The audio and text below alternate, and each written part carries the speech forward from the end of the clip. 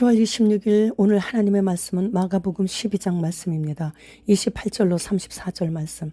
서기관 중 한 사람이 그들이 변론하는 것을 듣고 예수께서 잘 대답하신 줄을 알고 나와 묻되 모든 계명 중에 첫째가 무엇이니까?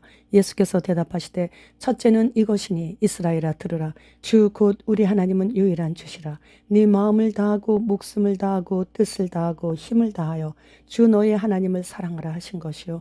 둘째는 이것이니 네 이웃을 네 자신과 같이 사랑하라 하신 것이라. 이보다 더 큰 계명이 없느니라. 서기관이 이르되 선생님이여 옳소이다. 하나님은 한 분이시여 그 외에 다른 이가 없다 하신 말씀이 참이니이다. 또 마음을 다하고 지혜를 다하고 힘을 다하여 하나님을 사랑하는 것과 또 이웃을 자기 자신과 같이 사랑하는 것이 전체로 드리는 모든 번제물과 기타 제물보다 나으니이다. 예수께서 그가 지혜 있게 대답함을 보시고 이르시되 네가 하나님의 나라에서 멀지 않도다 하시니 그 후에 감히 묻는 자가 없더라.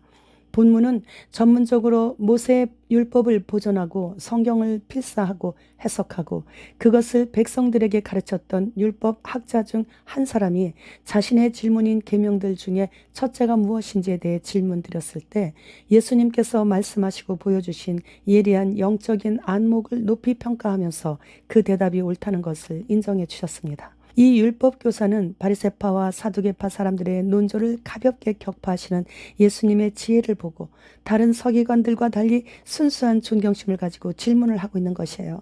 예수님도 그런 사실을 아셨기에 지체 없이 즉각적으로 대답해 주셨죠.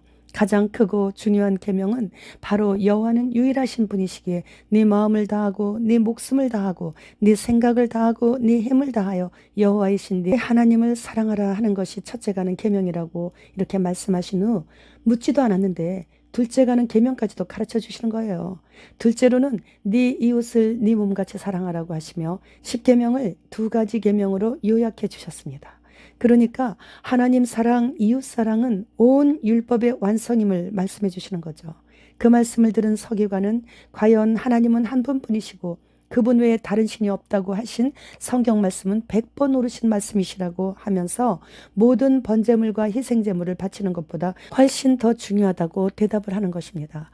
그는 하나님과 이웃을 사랑하는 것이 모든 예식이나 의식보다도 더 가치가 있다고 고백함으로써 자신의 진실된 통찰을 보여주었습니다.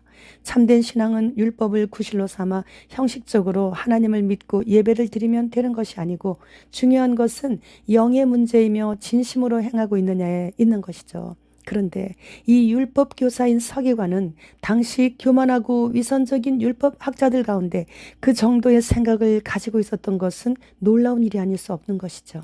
예수님께서는 사람을 외모로 판단하시거나 편견을 가지고 대하시지 않으셨기에 이 서기관이 나름대로 참된 믿음의 존재 방식을 이해한 것을 보시고 너는 하나님의 나라에서 멀리 떨어져 있지 않다라고 칭찬해 주셨어요.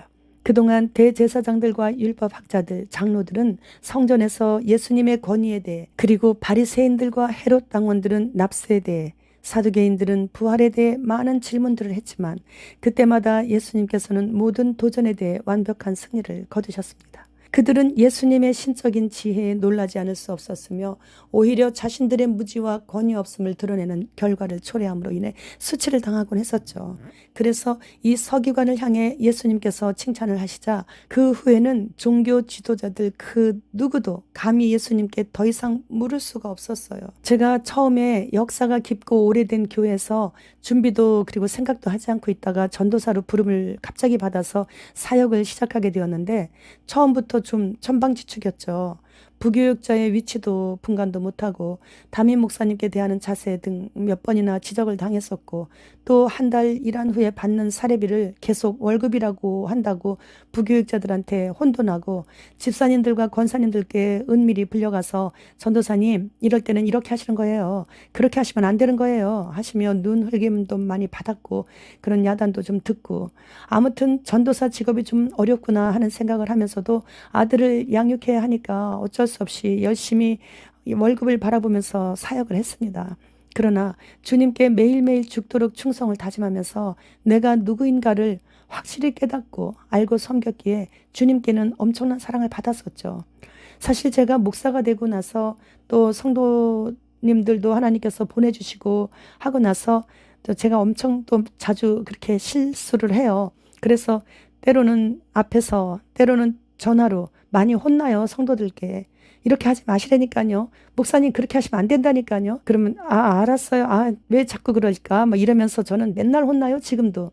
그러나 주님께 매일매일 죽도록 충성을 다짐하면서 내가 누구인가를 확실히 깨달아 알고 섬겼기에 주님께는 참 엄청난 사랑을 받았었고 지금도 여전히 넘치도록 받고 있습니다. 그러다 보니 몽골에 가서도 가는 곳마다 그 지역의 조폭들로 인해 참 귀찮았었고 번거로웠었지만 때로는 사랑으로 때로는 책망을 하면서도 무슨 잘못을 저질러도 미안하다고 하면 더 이상 묻지 않고 무조건 측은한 마음이 들어서 다 용서를 해줬어요.